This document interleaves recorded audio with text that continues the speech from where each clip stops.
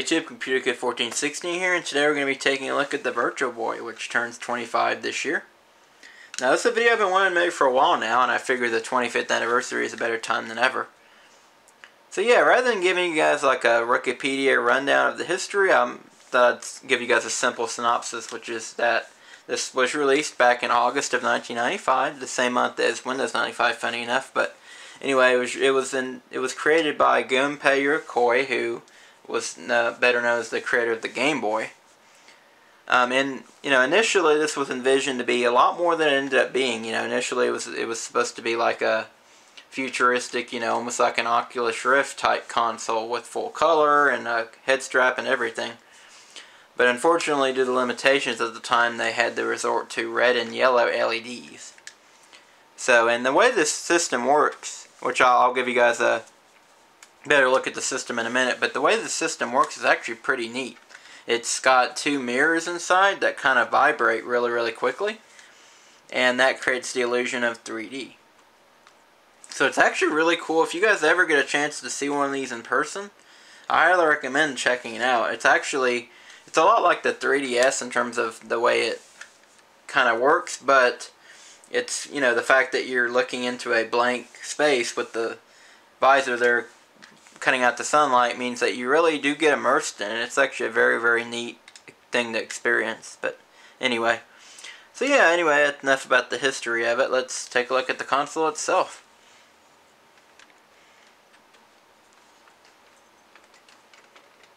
On the front here, you've got a focus and mirror adjustment there. And then let me take it off its stand here. Yeah, that's the thing about the system, is that I think the main reason it failed was because of the fact that it just was kind of awkward to play. I mean, you didn't have a head strap or anything. You had to look at that into it through that stand, and unless you had a table or bar that was perfectly the right height, you would have to kind of lean into it or whatever, and it's just awkward to play. I know I've played it one way that I know a lot of people prefer to play it is by laying upside down and letting gravity hold this onto your head. That's actually a pretty good way of playing it. That's how I usually do it. But like I said, I used to, at one of my old houses, I had a bar in our game room that was perfectly the right height to where if I were to sit at a stool and try to play it, it would perfectly align with my eyes. But that's kind of a rarity. Not everyone can say that they have a good way to play it like that. So, yep, that was definitely one of its downfalls. It was just awkward to play. But anyway, got the cartridge slot there. Got a extension port, which was that's the charger port there, the power port. That is the extension port, the extension port was never used. It was supposed to be for multiplayer play, but as awkward as this thing was to play to begin with, can you imagine trying to get a friend to come over and connect it to yours? And it was just awkward. And that's another thing too, is this does not have any kind of video out. Now people have modded it to have video out, but I want to keep mine original. I don't want to mod it at all. So, but if they had added a video out feature, I think it would have, encouraged, because part of the fun of playing games, is playing with your family and friends, and you couldn't do that with this, so that was something that also, I think, caused it to be a little awkward.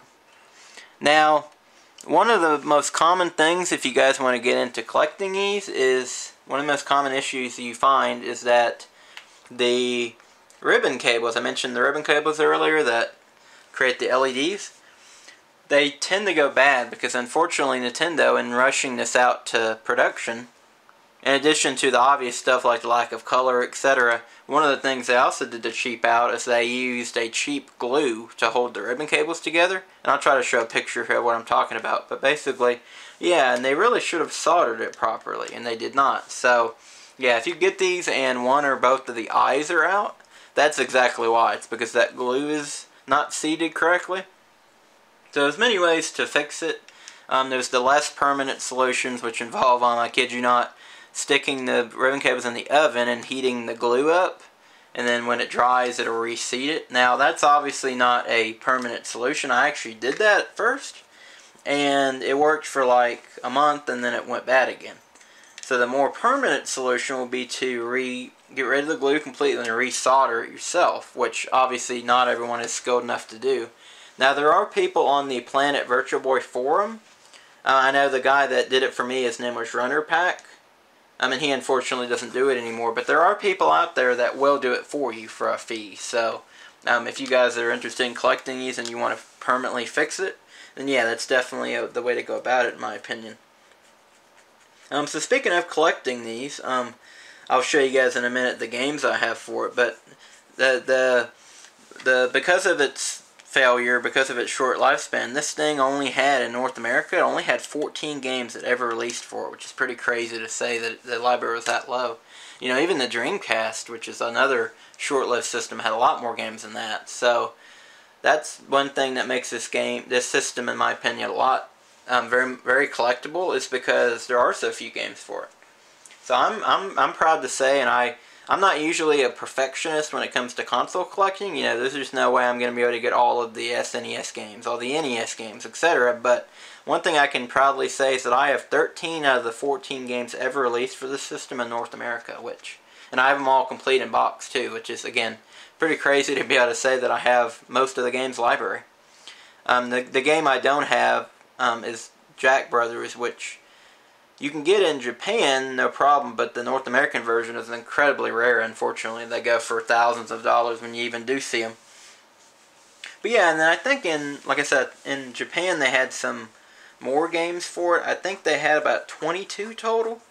But I'm personally not interested in collecting Japan games. I'm always been an American collector. So anyway, and then some of those games are even more rare. Like I know Virtual Fishing is just unheard of to ever find it. It's just one example of a more rare game. But yeah, anyway, so before I get to the games though, let me show off another piece of my collection that I have that I'm proud of, which is the original box for it. Now, and I should probably have mentioned this too, when I got the way I got my system was back in 2013. I found it from a guy on Craigslist for about $150. It was a system, controller, and 2 games, I believe, for only $150, which by today's prices is unheard of. Back in 2013, the system was at least affordable. It wasn't cheap, but it wasn't outrageously expensive either. Nowadays, I believe if you want a complete Virtual Boy with a couple games, you have to pay at least, $300 or $400, and even more if you want, the box or more games. So yeah, the system's definitely jumped up in price since 2013 when I got mine. So I'm glad I went ahead and jumped on it when I did, and kind of collected everything all at once, because like I said, it's really kind of jumped in value. But anyway, this is the box for it. Now, I mentioned it did not come with the box when I bought it, but later on I was able to find a guy on Facebook actually who was selling just the box, which is kind of rare, because normally when you buy if you don't buy a console with the box with it to begin with, you usually don't end up ever being able to find it, because most people that didn't keep the box that didn't keep it just threw it away. So to find just the box for the system was pretty unusual, and but I knew I had to complete my collection, so I figured I'd try to search out one of those.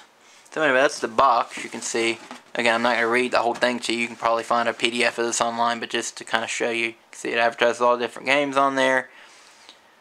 See, it says Wario Cruise. That is not called that. It's called Wario Land, but that was the working title for it. I'm just going to the controller, which I'll show in a minute. And yeah, so like I said, pretty neat that I was able to find that. That looks great. I have that displayed on my shelf in my room. So speaking of the controller, let me get that real quick. Alright guys, here's the controller for it. As you can see, it's kind of a hybrid between, I'd say it's a hybrid between like the N64 controller and the GameCube controller. It's actually really, really nice. It's got the 2 D-pads here, which is kind of interesting. I guess this was right before analog sticks were a thing.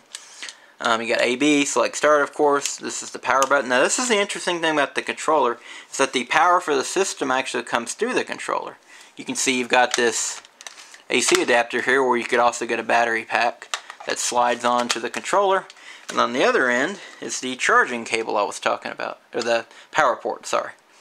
So, yeah, the fact that again, going back to the awkwardness of playing the system, well, that really adds to it, because you have to basically tether it to here and then to the wall. So it's a really awkward system to play, but as I've mentioned many times.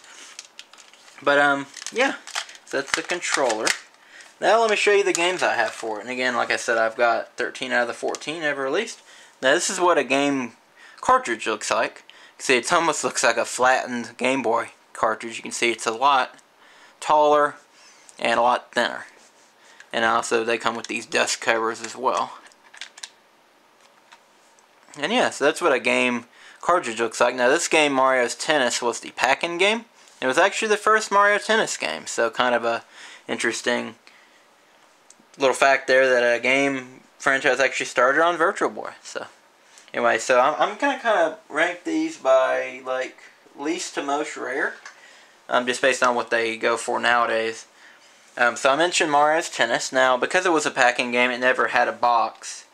There was actually a box when it was up for rental at Blockbuster. They had a box for it, and that actually goes for a lot of money nowadays, but I don't consider that to be like official because it wasn't ever shipped to retail like that. So to me, I have just the manual and the game, and I consider that to be complete for Mario's Tennis. Okay, that's Mario's Tennis. Next we got Virtual League Baseball, which is a just very simple baseball game, but kind of cool with the perspective. Especially when they go to the outfield and you can see all the players running around. It's kind of a neat experience there. This is what a box looks like, by the way. They all follow these general templates. Yeah, you can see, it's kind of funny, you know, because they did the red and black thing because of the limitations. You can tell they kind of embraced it. They ended up using that in a lot of the advertising. So I guess, you know, if you can't go for it, what's the saying? If you can't beat them, join them, I guess. Just that they kind of embrace that. So that's kind of interesting there. Next is Tellero Boxer, which is a boxing game similar to Punch-Out. I'm not a big fan of fighting games in general, but this one's pretty fun, and the 3D perspective is really nice. And by the way, this is one of the few games that uses I forgot to mention the controller has 2 triggers on the back. That's one of the few games that uses that, but anyway. Yep, so it's Tellero Boxer. Got Red Alarm, which is kind of a Star Fox type game, but it's in wireframe. Kind of an interesting game, actually. Let's see if I can show you guys the... Now, unfortunately, the Virtual Boy is not, as you can imagine, it's not very easy to film gameplay of, so I'm not going to be able to show any gameplay footage. However, if you go out on YouTube, I'm sure you can find many videos of people playing them via emulators. There's actually this one guy, I can't remember his name. I want to put it up if I can remember it, though, because he is a cool YouTuber that does a lot of Virtual Boy related videos. And he has videos of pretty much all the games for it. So, go watch his channel if you want to watch actual gameplay footage. But, anyway, that's Red Alarm. Next we got Galactic Pinball, which is a pinball game, as you can imagine. A pretty fun game, but the physics, you know, as you can imagine, are very unrealistic. Video game manufacturers have never quite gotten pinball right. They've gotten close before, but never quite right. Yep, that's Red Alarm. Next we got Golf, which is another just basic sports game. But yeah, this one's actually pretty cool too because of the perspective. Yep, imagine golfing at a red golf course in real life. That would be interesting, for sure. Sorry, I'm trying to get to focus on that screenshot there. Yep. Next we got... Now, another thing about the Virtual Boy, it didn't have very much third-party support, as you can imagine. But there was one company called TNE Soft that made a lot of the games for the Virtual Boy, including Golf I just showed. Next we got Vertical Force, which is a vertical shooter similar to like Xevious, etc. But it's kind of got an interesting thing, almost like Donkey Kong Country Returns, where you can go like in between the 2 different planes. So kind of an interesting gameplay mechanic there. Next we got Mario Clash. This is actually a remake of the original Mario Brothers, not Super Mario Brothers, but Mario Brothers. So kind of an interesting game there. Now this is, without a doubt, hands down the best game on the system. This is Virtual Boy Wario Land, as you thought was codenamed Wario Cruise. But yeah, this game is awesome. I mean, it really is. if there were more games like this that had been released for Virtual Boy, I think the system would have done better just based on that. I mean, this is a great, great game. Just your typical, Wario 2D side scroller, but very, very good. And it's actually, it's one of the few Virtual Boy games I actually played all the way through, so it just shows how good it is. Yeah, I highly recommend trying this out at the least in like an emulator sometime or something, because this is actually a really, really good game. And more games were planned like that. There was a true Mario side-scroller plan. There was Donkey Kong Country 2. Even Mario Kart was planned. So yeah, there were a lot more games planned for the system, but obviously because of its failure, they did not come to be. Next we got Panic Bomber, which is, again, one of the very few third-party games made by Hudson Soft. Kind of a puzzle game. It's a fun game, but I prefer Tetris personally. Now we're getting into the little more rare games here. These are go for upwards of $100 now. We got Nestor's Funky Bowling, which was one of the few games to include Nestor, the mascot of Nintendo Power. Oh yeah, kind of a fun bowling game, actually. As you can see, it's kind of from a third-person perspective. Now, in Japan, one of the Japan-exclusive Virtual Boy games was called Virtual Bowling. And it was a first-person perspective, and it had a lot more options. It made it more of a realistic bowling simulator. So I just thought I'd point that out, that there were actually 2 bowling games for the system. This was the little more casual one, I guess you could say, and the other one was a little more like more of a simulator than anything.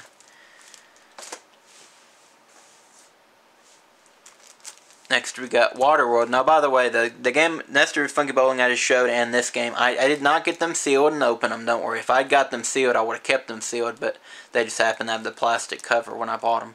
As you can see, this one went for $55 when this person initially bought it. Now, this game in particular goes for like $350 in box condition now, and I got this for like $100. So that's what I'm saying. Back in 2013 when I decided to collect all these games, these were a lot more affordable than they are now, so I'm glad I got in on this one I did, and I think the value will only continue to increase too, so I'm fortunate that I got into this one I did. But anyway, this game itself here is really, really bad actually. It's based on the movie of the same name, and basically you go around and shoot things in the water, but as you can see, the water is completely black. Like, you can't even see what you're doing, so it's a really, really poor game. It's really but more for the collector's value than anything. And finally, next to Jack Brothers, of course, which I don't have, this is the second most rare game in North America anyway. This is 3D Tetris. This goes for, I think, around $400 now, so, in this condition. So, again, I'm glad I got it when I did. Kind of a really interesting 3D perspective Tetris game. In Japan, they had a game called V-Tetris, which was more traditional Tetris game, but this was more of a kind of experimental game. As I was saying, yeah, it's not my favorite game. It's kind of, you can tell they were trying to experiment with the different playing style, and it doesn't really work that well in my opinion, but, it's mainly just for the collector's value nowadays. But anyway, yeah, so that's it for the Virtual Boy, I guess. It turned 25 this year. Now, I think, like I said, I think if Nintendo had done it right with the color and with the maybe making a more suitable way of playing it, I think it would have done better than it did. Now, would it have been a smash hit? Probably not. But, it may have been, more in line with like the N64, maybe a console that was moderately successful at the least. But, anyway, obviously that didn't end up happening. Now, a lot of people rail this system, for being, giving people headaches, and just the fact that it was a failure in general makes people not like it. But, honestly, I think I really don't mind the system, actually. I mean, I know, obviously, if I'd been around back then, I probably would have had a different opinion, but I think as a collector's item, as a niche collector's item, it's actually very appealing because of the fact that there are so few games. It's just, I don't know, it's just addicting to collect for. So, yeah, I'd say it gets a little too much hate nowadays, but, like as I say, don't hate it until you try it. All my friends that have tried this system go, wow, this is so cool. Why did this fail? So it's actually much better experience in person than people make it out to be. But anyway, thank you guys for watching, and I will see you guys in the next video. Bye.